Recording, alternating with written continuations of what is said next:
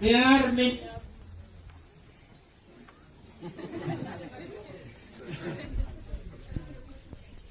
many other virtues that exemplify Masaku, which virtues also resonate with me.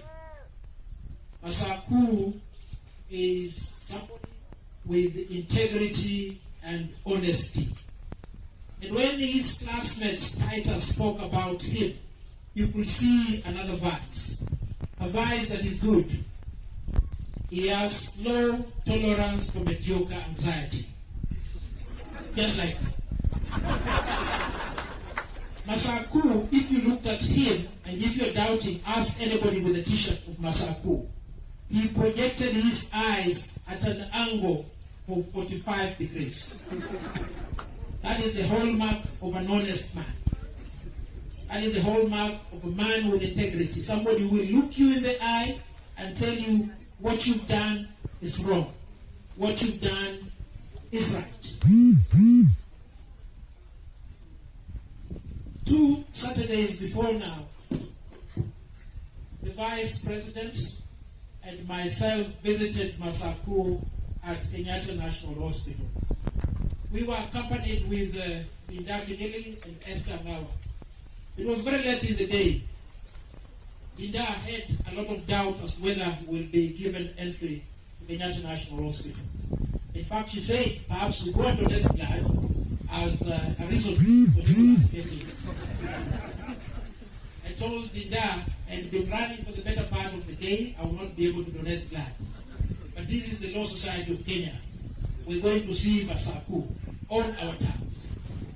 And indeed, when we were conversing with the guards, the doctor overheard us and came and said, "Are you the president of the Law Society? Who is this other lady with you?" I told him, "This is the vice president, and these 2 are my council members." He took us to Masaku's bed. I did not want to speak with Masaku for a long period of time, because at my age and stage in life, I'm able to determine when somebody is tired. So when Linda and Madam VP wanted to speak with him at length, I told him, Masaku is tired. What we could do, we pray and go. And I told them that in my estimation, an injury to the hands, though aggravated, is not one that can kill somebody. Let's go and pray. We'll come back on Tuesday to donate blood. Verily, as the Lord lives, Masaku will be well. Well, even the man who is often right can sometimes be wrong. I ought to have deferred to the maternal instincts of my vice president. I could see grief in her heart. I could see grief and despair in her eyes. And I think, as a man, there is no way I will have said this, because it's only a woman who knows the pain of bringing to life and the pain of losing life. It is for that reason, therefore, that I can say I do not know the amount of pain in the heart of my grandmother, Teresia Masaku. I do not know the amount of pain in the heart and mind of my mother, Salome Mikali.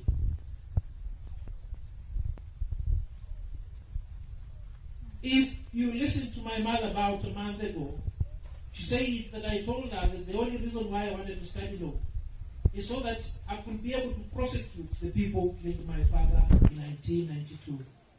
I honestly don't remember telling my mother something like that. But she's most likely to be right.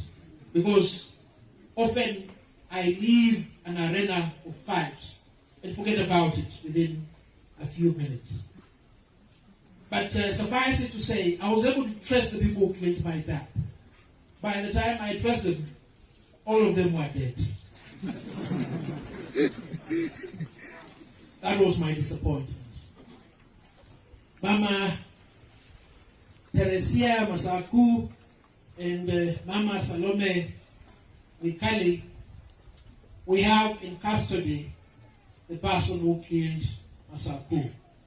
And I remember that morning, when Chairman Mutia called me, and I quickly called the two senior-most police officers, and they told me, look, this is what has happened. I don't want to repeat what they told me, because it annoyed me exceedingly. It annoyed me so much that I asked Madam VP and Madam Angao, with whom I was, whether we should address a press conference there and then. I think at that time we were in Busia. But they told me, hold on, let's verify the facts. Within a few minutes, a 411 came from the infamous Capital FM saying that a lawyer has been injured because he attempted to do this and this and this. I won't leave it, because it is impractical, nay, impossible, to believe what they were telling me. And I quickly went to my Twitter handle, as I'm always distinguished, as a social media warrior, and put it. What did I say? I said the police are complicit in the attempted murder of Onesimus Masaku. And within a few minutes, the policeman called me again and said, you've put us in trouble.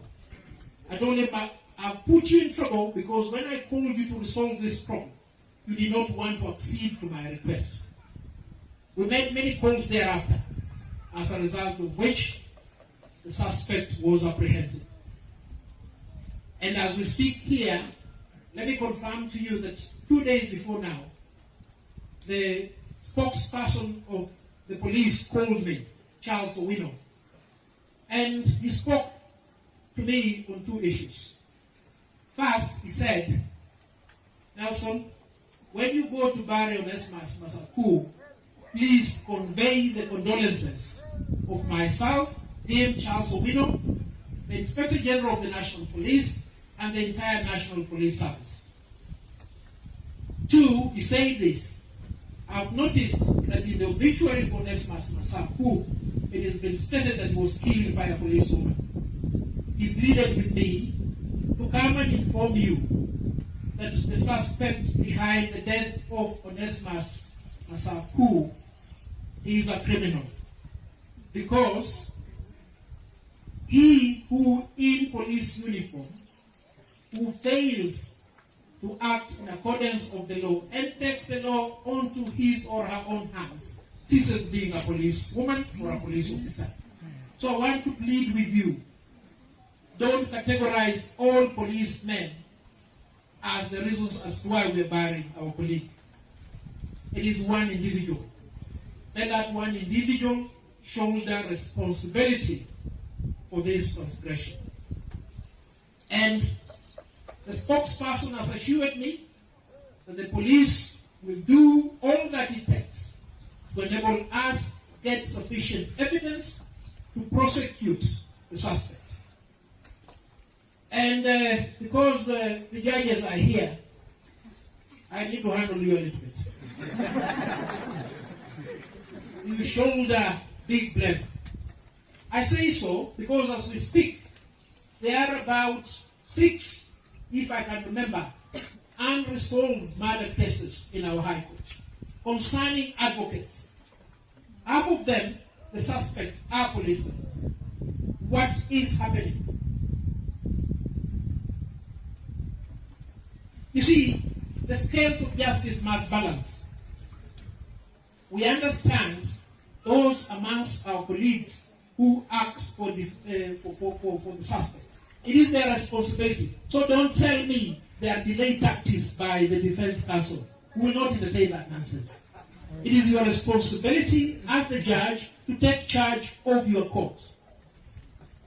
And as we speak right now, I want to call upon the judiciary to ensure that these 6 outstanding murder cases in which victims are advocates and all other cases are determined stately. This is my solemn plea to you. We will not do Masaku justice by saying rest in peace. In fact, I don't believe in this thing called rest in peace. How do you rest in peace when you are violently murdered? No. one can only rest in peace when that matter has finally been determined and reprieve given. So for me, I will not say Masaku rest in peace, because he's not resting in peace. We want this suspect given a square meal in a court of law. And if there are some of us who are defending the suspect, please feel free to defend the suspect, because the suspect is entitled to legal representation. But judges, do your part. Let us complete the trial speedily.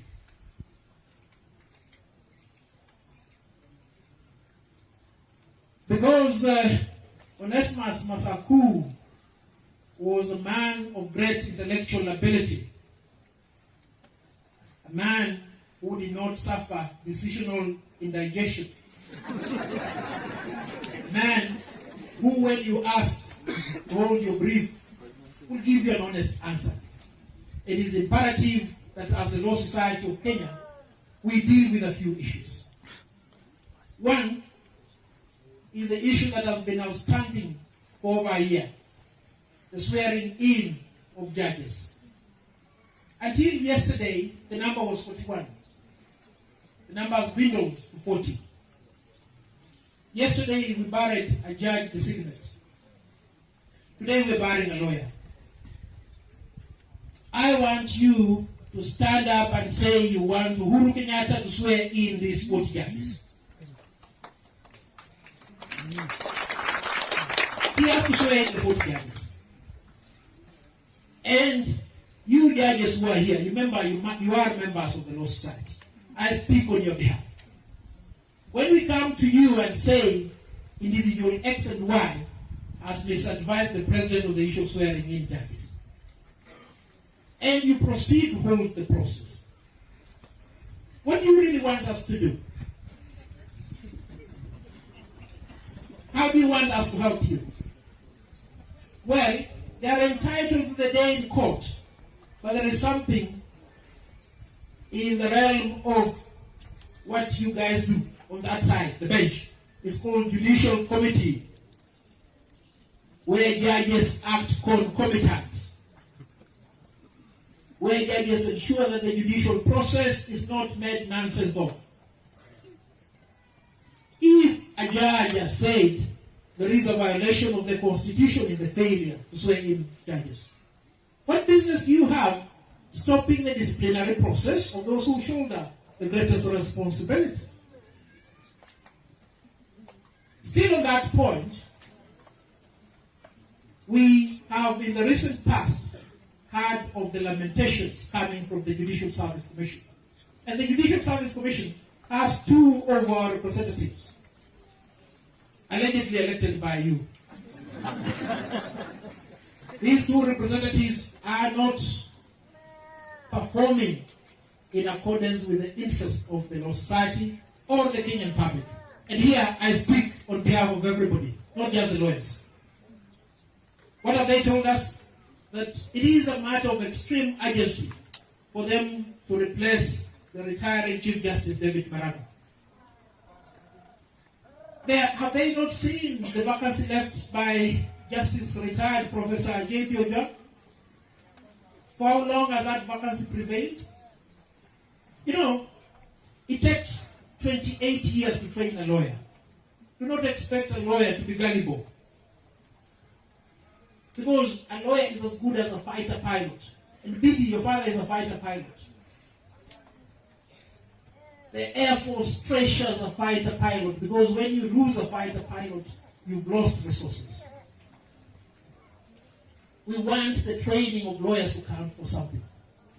Let the Judicial Service Commission start serving the interests of the Kenyan public, not the interests deep-seated of a few individuals in government.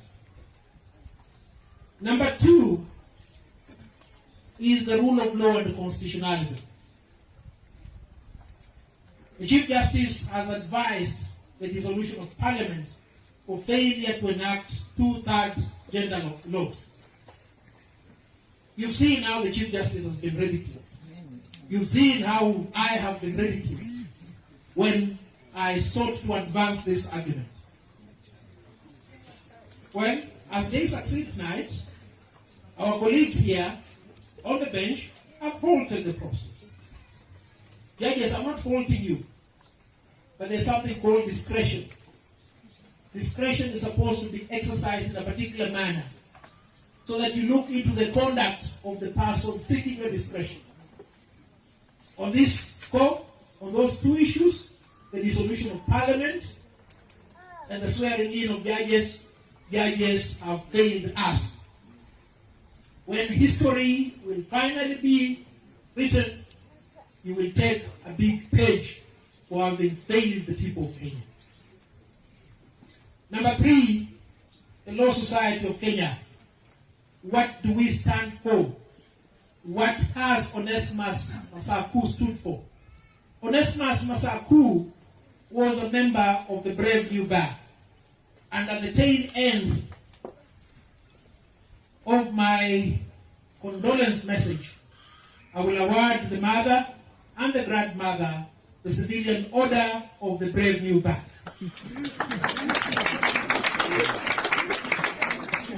I will also affix the same order on his casket. The Brave New Bar has restored the lost glory of the society. We have ensured that Parliament is accountable.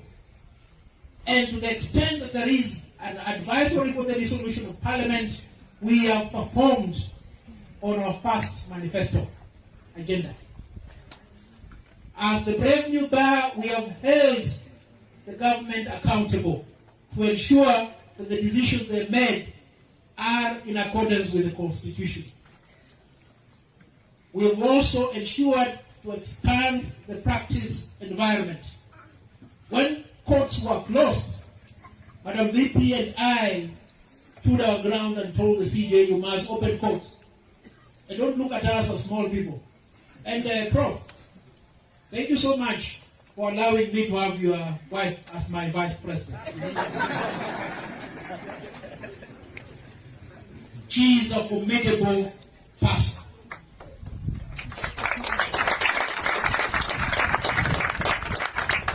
The Law Society of Kenya and my council would not have made these strides without this able woman.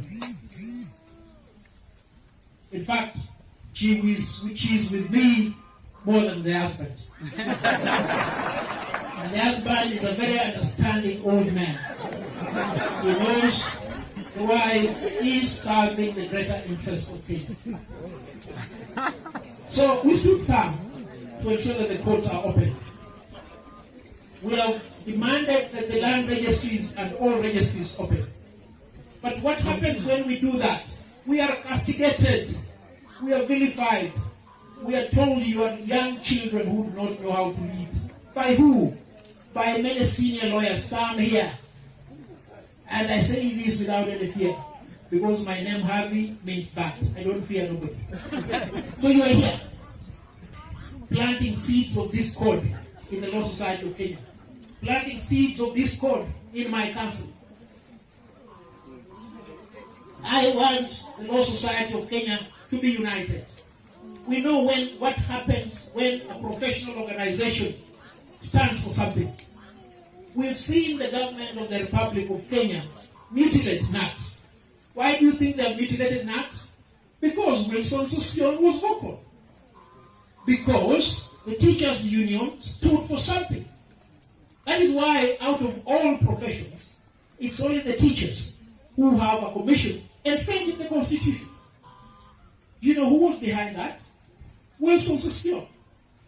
What have they done? They have used the secretariat within TSC to cripple TSC and NAT. That is the same thing they have done with Nairobi County. Because certain individuals in government are interested in crippling professional bodies. And these individuals have also crept into the Council of the Law Society. I say that without any fear of contradiction. And I want you members to remember that on the 23rd of July 2020, you made a demand of me. In fact, I asked you, can you appoint auditors for me? You said, What did you say? Oliver, do you remember what you said?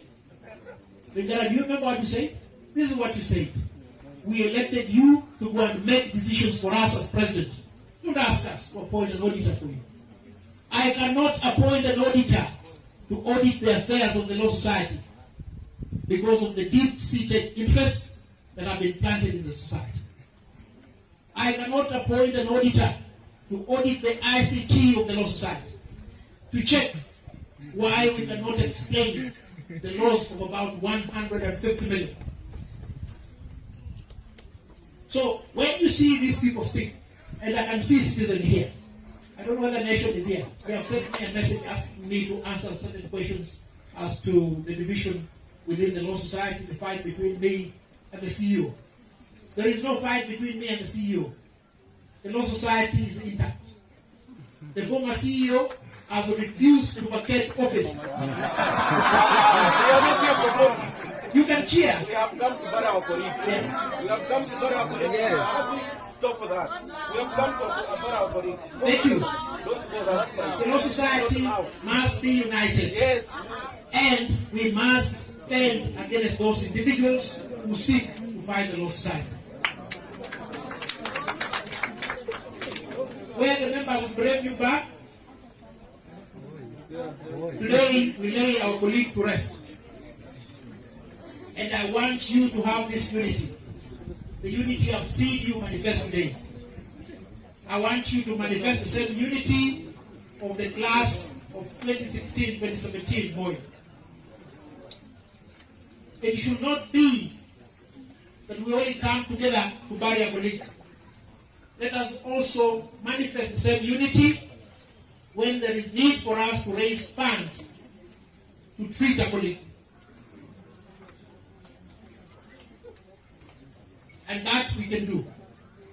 And my vice president has been doing that job very well. This evening, I'll be asking you to raise funds for one of our colleagues whom we have taken to hospital this morning.